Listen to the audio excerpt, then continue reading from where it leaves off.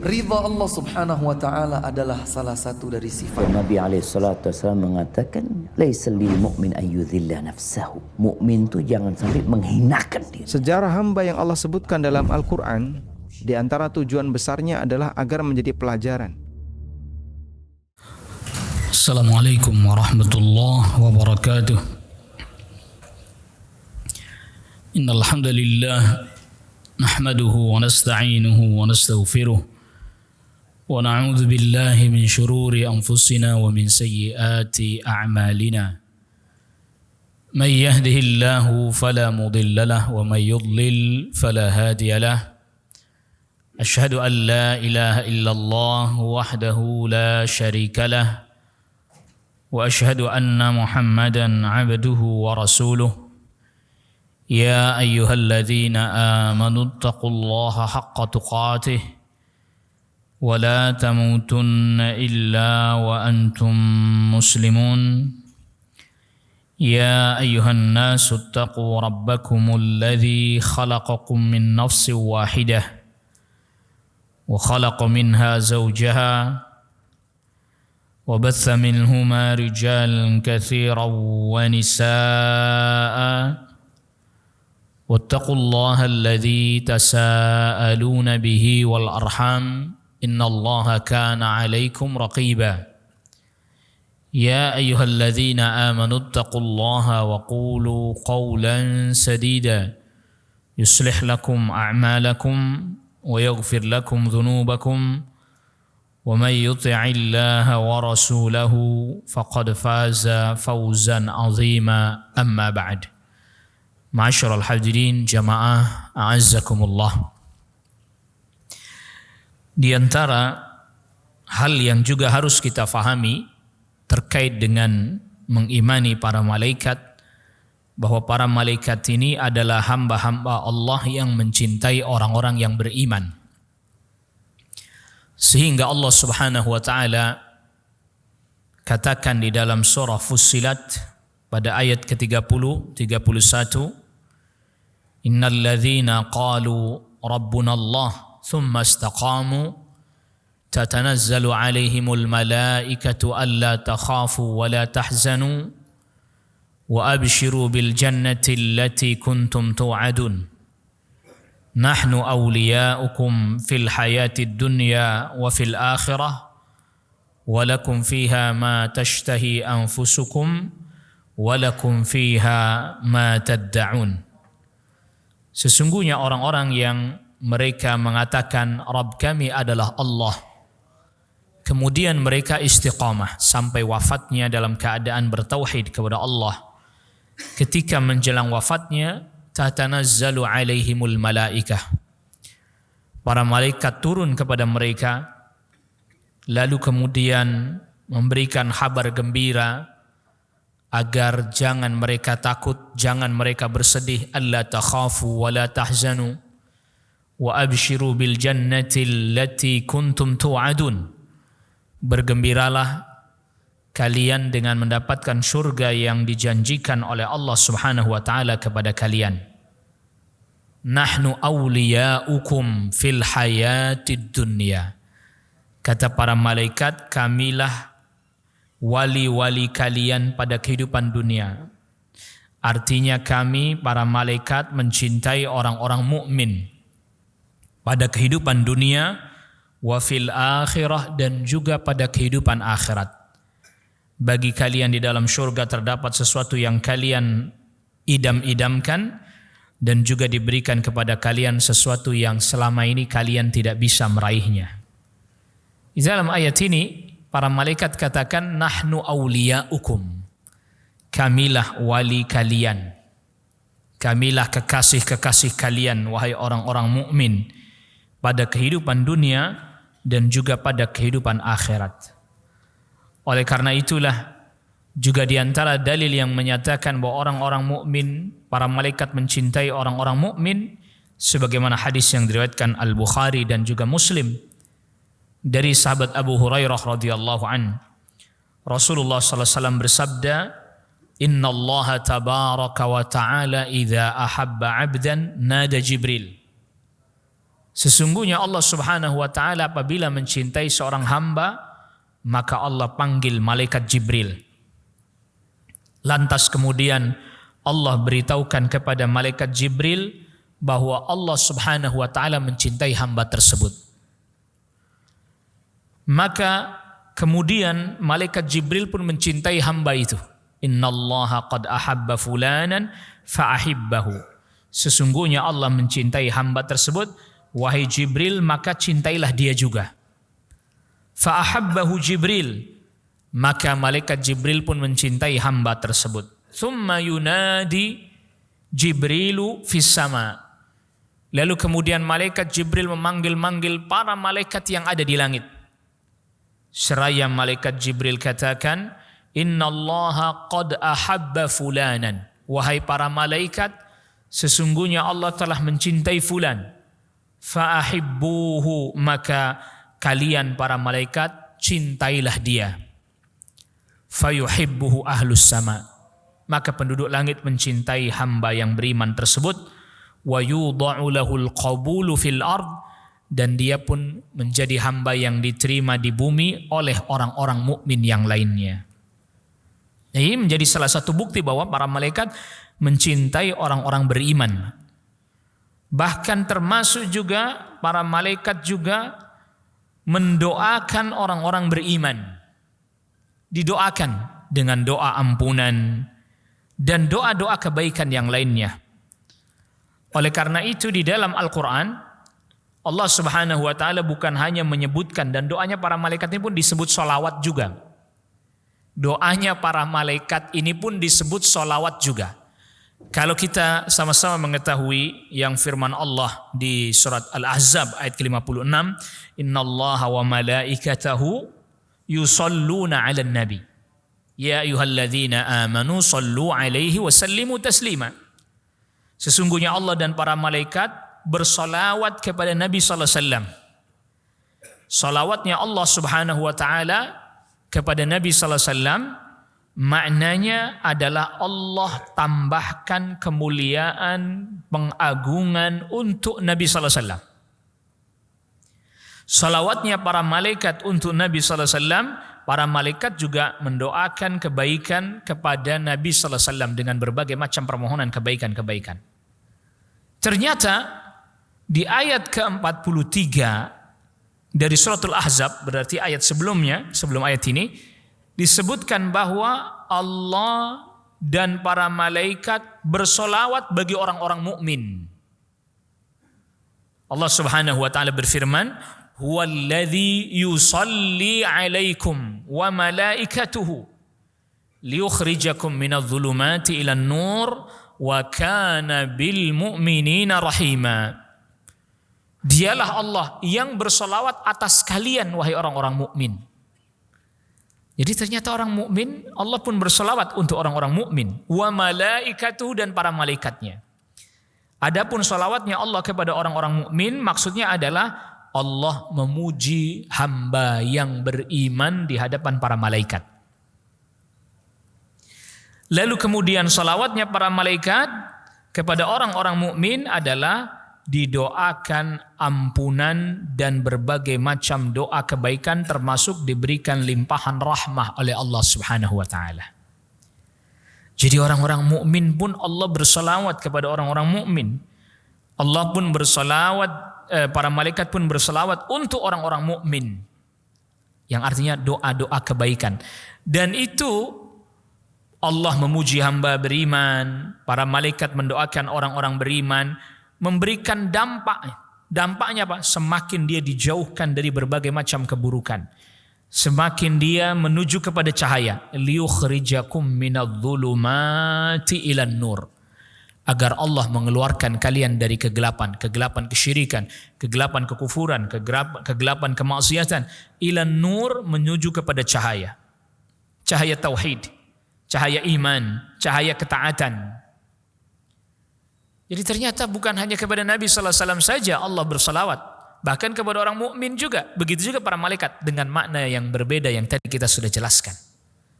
Oleh karena itu Rasulullah sallallahu alaihi wasallam sebutkan beberapa amal, beberapa perbuatan yang di mana perbuatan-perbuatan tersebut menyebabkan doa dan salawatnya para malaikat termasuk dari Allah Rabbul Alamin kepada orang-orang yang beriman. Di antaranya hadis diriwayatkan oleh Al-Imam Tirmidzi dengan sanad yang sahih dari sahabat Abi Umamah Al-Bahili radhiyallahu an, Rasul bersabda, "Innallaha wa malaikatahu hatta an-namlah min juhriha wa hatta al-hitanu fil bahr la yusalluna ala mualliminan nas al-khair." Sesungguhnya Allah, para malaikat, sampai semut di dalam lubangnya, ikan-ikan yang ada di lautan, mereka bersolawat kepada orang yang mengajarkan kebaikan kepada manusia. Allahu Akbar. Sampai semut, sampai ikan. Dan orang yang mengajarkan kebaikan pastilah dia harus berdasarkan ilmu. Harus berdasarkan ilmu. Kalau dia tidak berdasarkan ilmu, bagaimana dia mengajarkan kebaikan? Bahkan perhatikan lagi. Nabi SAW bersabda, hadis sahih riwayat Imam Muslim, "Innal malaikata tusalli 'ala alladhi ya'til masjida lis-shalah." Sesungguhnya para malaikat bersalawat mendoakan bagi mereka orang yang datang ke masjid bertujuan untuk menunaikan salat. Apa kata para malaikat? Fataqul Allahumma salli alaihi, Allahumma arhamhu. Ya Allah, berselawatlah engkau juga kepadanya. Artinya dia dipuji-puji di hadapan para malaikat oleh Allah Rabbul Alamin. Allahumma arhamhu, ya Allah rahmati dia.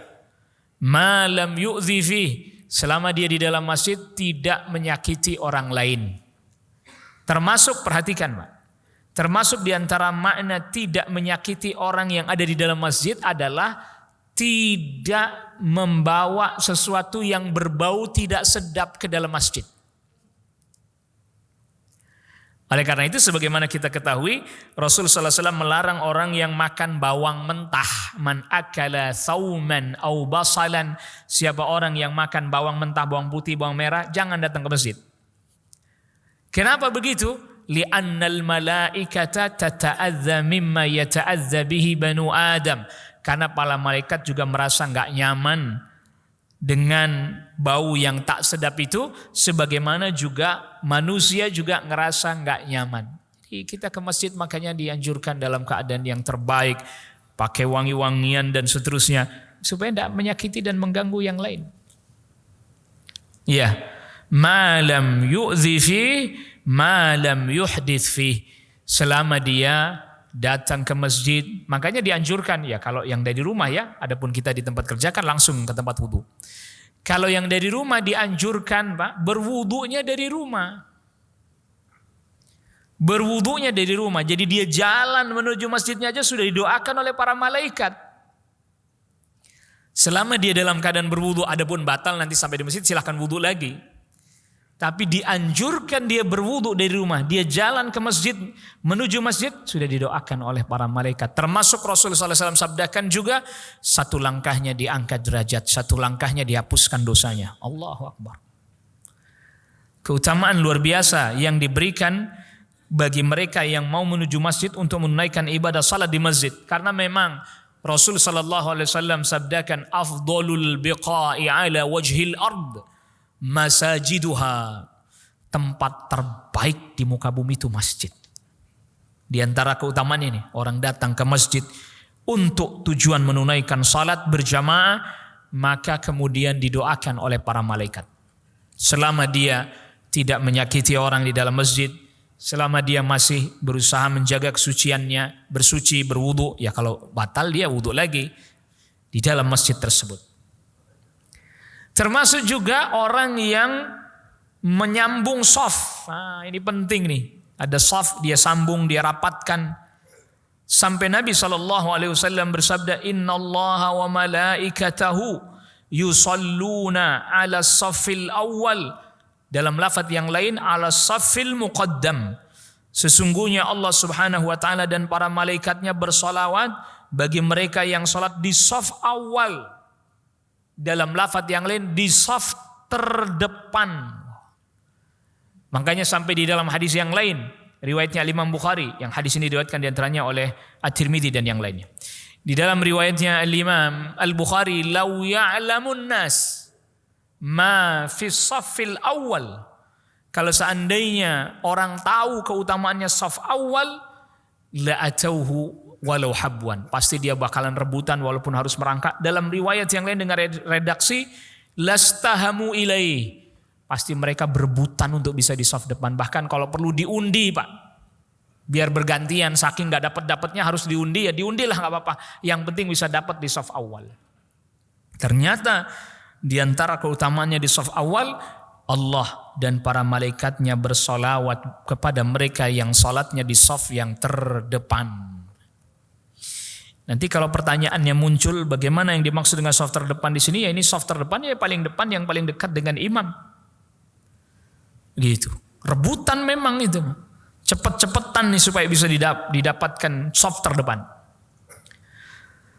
Begitu juga para malaikat bersalawat kepada orang yang dia masih duduk di tempat salatnya berzikir dan seterusnya. Biasanya habis salat fardu orang zikir sebentar buru-buru pulang. Tentu beda kalau dia punya tugas, kewajiban, itu lain cerita. Dia punya waktu luang lapang, duduk di tempat dia salat sejenak.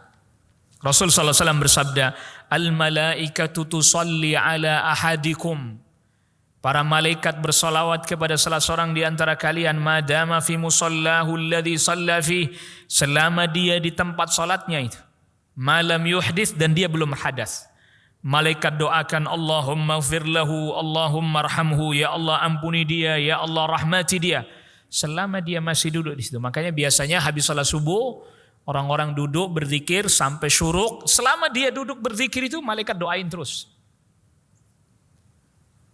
Allahu Akbar. Keutamaan luar biasa.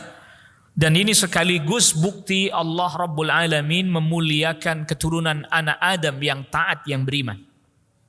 Dimuliakan. Ya, sekaligus ini jawaban dari apa yang pernah ditanyakan oleh para malaikat. Qalu ataj'alu fiha may yufsidu fiha wa yasfiku dima. Mereka bertanya kepada Allah Rabbul Alamin, apakah engkau hendak menjadikan di muka bumi yang bikin kerusakan, menumpahkan darah? Nah, para malaikat di sini mendoakan dan Allah memuji-muji hamba. Ini lihat nih, hai para malaikat, nih lihat yang kalian dulu tanyakan, bikin kerusakan, menumpahkan darah. Ternyata nih mereka tidak begitu, enggak semua begitu. Ada di antara mereka yang melakukan ketaatan ibadah, dipuji-puji oleh Allah. Ini salatnya Allah kepada hamba yang beriman, yaitu dipuji-puji oleh Allah di hadapan para malaikat. Sekaligus menjadi jawaban dari apa yang dipertanyakan oleh para malaikat. Dahulu ketika awal mula Allah hendak ciptakan Adam alaihissalam. Termasuk juga mereka yang mau menyambung shaf. Nah, ini penting. Dalam riwayatnya Imam Ibnu Majah, Imam Ahmad, Al-Hakim dengan sanad yang hasan dari Ummul Mukminin Aisyah radhiyallahu anha, Rasul bersabda, "Innallaha ta'ala wa malaikatahu yusalluna 'alal ladzina yasiluna as-suhuf." Sungguhnya Allah dan para malaikat bersalawat kepada orang-orang yang menyambung shaf. Wa man sadda furjatan, dan siapa orang yang menutup ada celah di satu shaf, rafa'ahu Allahu biha darajah, Allah angkat derajatnya. Jadi ini kita beri contoh saja, Pak. Karena sebagian orang ada yang takut, Pak. Takut bergerak. Padahal yang tidak boleh bergerak itu kalau tidak ada keperluan hajat untuk melakukan sesuatu yang terkait dengan maslahat sholat. Tapi kalau bergeraknya memang terkait dengan maslahat sholat, boleh. Misalnya contoh, ada orang, dia ke masjid bawa anak-anak misalnya. Bawa anak-anak, ditaruh di sebelahnya. Misalnya ini si A, dia bawa anaknya, taruh di sebelahnya. Kan di sebelahnya ada lagi orang lagi. Terkadang namanya anak-anak, di tengah-tengah sholat dia keluar shaf, pergi dia. Kan jadi ada renggang nih. Jadi ada renggang. Nah, kalau dia berdirinya di sebelah sini, sebelah kanan imam, maka cara merapatkan shaf bergeser ke kiri. Yang berdirinya di sebelah kiri imam, merapatkan shafnya bergeser ke sebelah kanan. Itu begitu yang benar. Jadi misalnya ada orang berdua begini, ini ada ini. Maka yang ditarik bukan yang di sini ditarik ke sebelah sini. Sana makin renggang. Tapi yang di kanan ini yang ditarik untuk bergeser ke kiri makin merapat. Jadi begini. Cuman kan kadang kita sering problem. Ini orang gak geser-geser. Mungkin karena takut bergerak, takut batal. Kita tarik begini jadi masalah juga nanti Pak. Gitu. Habis sholat bisa berantem ini urusannya ini. Apa kamu? Orang lagi sholat saya ditarik-tarik gitu. Jadi dirapatkan ini. Jadi yang di sana ada keluar misalnya tadi mungkin bahkan bukan anak-anak, bahkan orang dewasa karena dia batal dan seterusnya dia keluar kan. Dia keluar. Ya ini tinggal bergeser merapat. Yang sebelah sini merapat lagi, sebelah sini merapat lagi. Jadi seperti itu. Jadi orang yang berusaha tetap memperhatikan shaf bagus, rapi, rapat, tidak ada celah, didoakan oleh para malaikat. Allah pun memuji-muji dirinya di hadapan para malaikat. Lalu kemudian selanjutnya, termasuk, nah ini penting, menjelang Ramadan juga hadis ini. Bagi mereka yang bangun di waktu sahur. Nah kita ini bangun di waktu sahur, kadang bangun juga Pak, selain Ramadan. Ada kalanya kita mungkin sholat witir yang belum sempat dan seterusnya. Ini termasuk memohon ampun kepada Allah di waktu itu adalah waktu yang sangat utama. Maka di dalam hadis yang diriwayatkan oleh Al-Imam Ibnu Hibban dari sahabat Abdullah bin Umar radhiyallahu anhuma, Rasulullah SAW bersabda, Innallaha ta'ala wa malaikatahu yusalluna 'alal mutasahhirin. Sesungguhnya Allah Subhanahu wa taala dan para malaikatnya berselawat kepada orang yang bangun di waktu sahur. Ada kalanya dia sahur karena memang mau puasa seperti bulan Ramadan atau misalnya mau puasa sunnah, atau dia bangun di waktu itu memang dalam rangka untuk misalnya sholat witir karena belum sempat. Berdoa kepada Allah Subhanahu wa taala di waktu itu termasuk waktu yang diijabah oleh Allah Rabbul Alamin, sebagaimana hadis yang menjelaskan tentang turunnya Allah di sepertiga malam yang terakhir. Allahu Akbar. Termasuk dari tadi kita sebutkan Allah, para malaikat bersolat kepada orang mukmin. Termasuk amalan juga memperbanyak salawat kepada Nabi sallallahu alaihi wasallam, menyebabkan kita pun banyak didoakan oleh para malaikat. Rasulullah sallallahu alaihi wasallam bersabda dalam hadis riwayatnya Imam Ahmad, "Ma min 'abdin yusalli 'alayya illa sallat 'alaihi al-malaikah." Tidaklah seorang hamba yang bersolawat kepadaku melainkan para malaikat terus mendoakannya, madama yusalli 'alayya, selama dia bersolawat kepadaku malaikat terus mendoakannya. Falyuqillal 'abdu min dzalik aw liyukthir. Kata Nabi sallallahu alaihi wasallam, kalau kalian sudah tahu keutamaan itu, mana yang mau dipilih? Apakah mau bacanya sedikit atau mau baca salawatnya yang banyak? Allahu Akbar. Jadi memperbanyak salawat kepada Nabi sallallahu alaihi wasallam, termasuk pada hari Jumat kan dianjurkan, itu juga menyebabkan kita banyak didoakan oleh para malaikat. Jadi pada dasarnya akhirnya ketika kita bersolat kepada Nabi sallallahu alaihi wasallam, dampaknya kembali kepada kita sendiri juga. Termasuk juga dia termasuk hamba yang bisa mendapatkan syafaat nanti pada hari kiamat. Allahu Akbar. Dan tentunya termasuk keutamaan yang sangat besar ya, seorang hamba dia memperbanyak salawat kepada Nabi sallallahu alaihi wasallam agar supaya Nabi ditambahkan keagungan kemuliaan oleh Allah Rabbul Alamin, yang dengan sebab itu Allah perkenankan Nabi sallallahu alaihi wasallam memberikan syafaat kepada kita sebagai umatnya dengan syarat yang harus dipenuhi. Yang pertama, dia bertauhid kepada Allah Subhanahu wa taala dan selalu berusaha mengamalkan tuntunan Nabi sallallahu alaihi wasallam. Wallahu a'lam. Ini yang bisa kita bahas pada pertemuan kita di kesempatan kali ini. Wa sallallahu ala nabiyyina Muhammadin wa alihi wa sahbihi wa sallama tasliman katsira. Subhanakallahumma wa bihamdik, asyhadu an la ilaha illa anta, astaghfiruka wa atubu ilaik. Wassalamu alaikum warahmatullahi wabarakatuh.